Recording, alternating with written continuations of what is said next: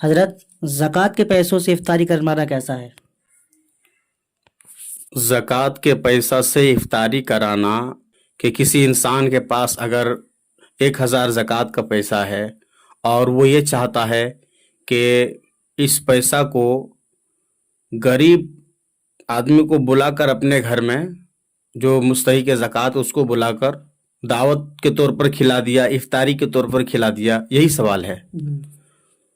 تو اس حساب سے زکوٰۃ ادا نہیں ہوگا، بلکہ زکوٰۃ کا پیسہ جو مستحق زکوٰۃ ہے، جو زکوٰۃ لیتے ہیں، ان کو اس پیسہ کا مالک بنا دینا یہ ضروری ہے. ہوائی جہاز میں افطار کس وقت کیا جائے گا؟ ہوائی جہاز میں افطار کس وقت کیا جائے گا؟ دیکھیے، ہوائی جہاز میں زمینی کیلنڈر کا اعتبار نہیں ہے.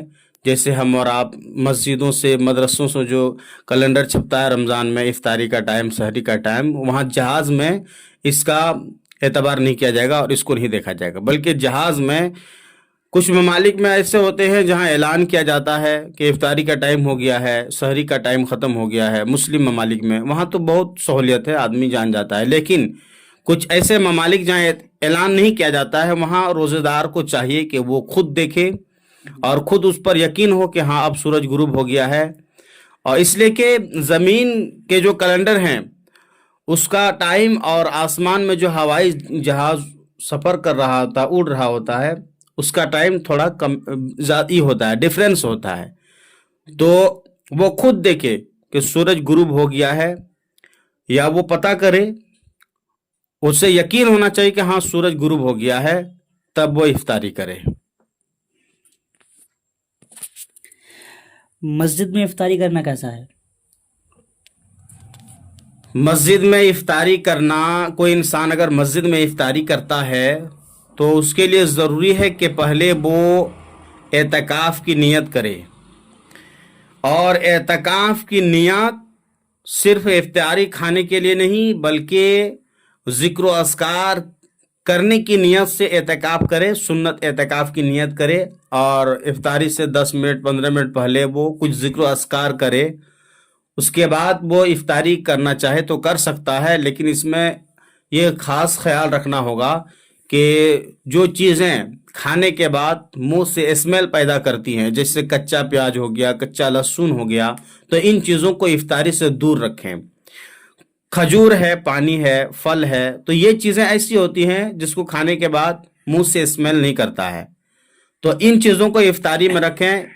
اور جس جگہ مسجد میں آپ بیٹھ کے افطاری کریں گے، نمازیوں کے آنے سے پہلے اس جگہ کو بالکل صاف کر دیں، تاکہ کوئی کسی کو گھن پیدا نہ ہو دیکھ کے، کسی کے دل میں کراہت نہ ہو کہ اس جگہ نماز کیسے پڑھیں، کیلا کا چھلکا پڑا ہوا ہے اور گندگی پڑا ہوا ہے. تو اس طرح نہ کریں، بلکہ افطاری آپ کر لیں اعتکاف کی نیت سے، اس کے بعد پھر فوراً اس کو صاف کر دیں.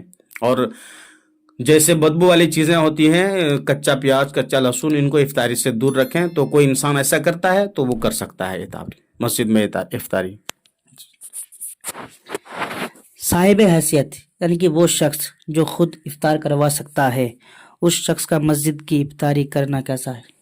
اچھا، جو انسان صاحب حیثیت ہے، یعنی مال والا ہے، پیسہ والا ہے، مسجد میں وہ بھی افطاری میں آتا ہے. مسجد میں افطاری کی جو پارٹی دیتے ہیں تو اس میں پیسہ والا بھی آتا ہے. تو اس میں ایک چیز دیکھا جائے گا، اگر دینے والے نے مطلق اعلان کر دیا مسجد میں کھڑا ہو کے، جیسے عموماً ہوتا ہے ہر جگہ، مؤذن صاحب کھڑے ہو کے کہتے ہیں کہ آج فلاں صاحب کے طرف سے افطاری کی دعوت ہے، کل آپ لوگ ضرور آئیے گا. تو اعلان تو چونکہ مطلق ہوا ہے، کسی کو خاص نہیں کیا گیا ہے کہ غریب کو آنا ہے، امیر کو نہیں آنا ہے. تو اس حساب سے اگر مطلق اعلان ہو تو اس میں ہر کوئی آ سکتے ہیں، غریب امیر سب آ سکتے ہیں. لیکن اگر اعلان کرنے والے نے یہ مطلق اعلان یہ مقید اعلان کیا، قید کر کے، کہ جتنے غریب ہیں کل وہ افطاری میں آ جائیں، ہم افطاری دیں گے، تو اس حساب سے اگر اعلان ہوا ہے تو امیر اس میں نہیں شامل ہو سکتے ہیں. عموماً ہر جگہ مطلق اعلان ہوتا ہے، تو اس میں اگر کوئی انسان امیر بھی جاتا ہے تو جانا کوئی حرج کی بات نہیں ہے. दूसरों की खजूर से इफ्तार करने में रोजेदार का सवाब क्या कम होगा? अच्छा, दूसरे के खजूर से इफ्तार करने में रोजेदार के सवाब में कुछ भी कम नहीं होगा। जितना सवाब रोजेदार को मिलता है इंशाल्लाह ताला उतना सवाब इफ्तार कराने वाले को भी मिलेगा, रोजेदार के सवाब में बगैर कमी किए। ये जो ख्याल लोग करते हैं, बहुत जगह देखा गया है, ये बहुत अच्छा सवाल आपने किया कि जब इफ्तारी पार्टी में लोग आते हैं तो अपने घर से खजूर लेकर आते हैं, जेब में भर के 2 5 और पहले वो अपना खजूर से इफ्तारी करते हैं, फिर दूसरे का दिया हुआ जो भी नाश्ता होता है वो उसको खाते हैं। और वो ख्याल ये रखते हैं कि अगर हम दूसरे के खजूर से इफ्तारी करेंगे तो मेरा रोजा का सारा सवाब उसको चला जाएगा। तो ऐसा ख्याल करना गलत है। रोजेदार और इसाले सवाब में भी ऐसी है कि जितना सवाब उनको मिलता है रोजेदार को, उतना ही सवाब इफ्तारी कराने वाले को भी मिलता है, इंशाल्लाह मिलेगा इंशाल्लाह ताला। और इसाले सवाब में भी ऐसी है, एक मुकम्मल कुरान है, उसमें आप जितना भी नाम डाल सकते हैं, हर मरहूम को एक मुकम्मल कुरान का सवाब इंशाल्लाह ताला मिलेगा। रोज़ा इफ्तारी करने की दुआ इफ्तारी से पहले पढ़ना सुन्नत है या बाद में? रोजा इफ्तारी की दुआ इफ्तारी के बाद पढ़ना चाहिए। बिस्मिल्लाह पढ़ के खजूर खा लें, कुछ खा पी लें, उसके बाद आप इफ्तारी की दुआ पढ़ें। इफ्तारी की दुआ का जो माना है उसका माना ही यही बनता है, या अल्लाह हमने तेरे लिए रोजा रखा, तुझ पर भरोसा किया, तुझ पर ईमान लाया, तेरे दिए हुए रिस्क से खाया। तो जब तक इंसान खाएगा नहीं ये जुमला कैसे कहेगा? अगर पहले पढ़ना होता तो उसमें यह होता कि मैं खाऊंगा, लेकिन यहाँ जुमला है खाया, तो मतलब कि आपको पहले खा के दुआ पढ़ना होगा। और सुन्नत यही है कि पहले कुछ खा लें, उसके बाद इफ्तारी की दुआ पढ़ें। इफ्तारी के लिए चंदा किया गया, पूरा रमज़ान ख़त्म होने के बाद भी वो पैसा बचा रहा, अब उस पैसे का क्या किया जाए? इफ्तारी के लिए चंदा किया मोहल्ले वाले ने मिल के, हाँ, और चंदा बहुत अच्छा जमा हो गया। अब उसी पैसा से पूरा रमजान खत्म मस्जिद में या मदरसे में इफ्तारी पार्टी चलाता रहा, लेकिन पैसा रमजान पूरा कंप्लीट होने के बाद वो पैसा बाकी रहा, तो उस पैसा को और किसी दूसरे काम में इस्तेमाल नहीं कर सकते। ना वो पैसा तामीर मस्जिद में दे सकते हैं, ना मस्जिद के और दिगर अखराजात में दे सकते हैं, बल्कि उसको आइंदा साल के लिए रखें।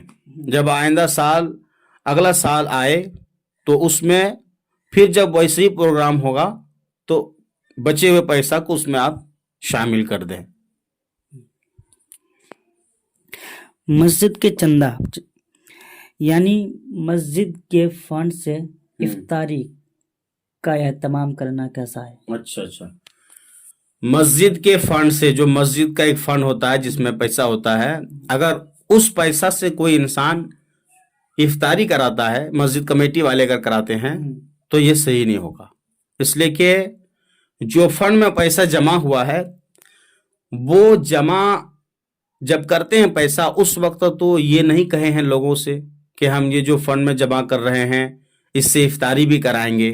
अगर ये कह के उन्होंने जमा किया है, जैसे मस्जिद का एक फंड है उसमें पैसा है 10 लाख और उसमें और लोग जमा कर रहे हैं पैसा फंड में, और वो ये ऐलान करके जमा कर रहे हैं कि इस पैसा से हम रमज़ान में इफ्तारी भी कराएंगे, इस पैसा से हम इमाम साहब को, मौजिन साहब को या मस्जिद का और भी जो 5 खर्चा है उसको करेंगे, ये ऐलान करके अगर वो चंदा कर रहा है, कमेटी वाले चंदा कर रहे हैं, तो जायज़ होगा। लेकिन अगर नहीं कहा है और बगैर कहे चंदा तो कर लिया, पैसा जमा हो गया, अब लोग सोच रहे हैं कि इस पैसा को इफ्तारी में खर्चा करें, तो नहीं अभी कर सकते हैं। आप पहले ऐलान कीजिए लोगों के सामने, उसके बाद चंदा कीजिए, उसके बाद जो जमा होता है पैसा, उस पैसे से आप इफ्तारी करा सकते हैं। लेकिन पहले अगर पुराना जमा पैसा है उसको आप चाहते हैं कि इफ्तारी में खर्चा करें, तो नहीं कर सकते हैं।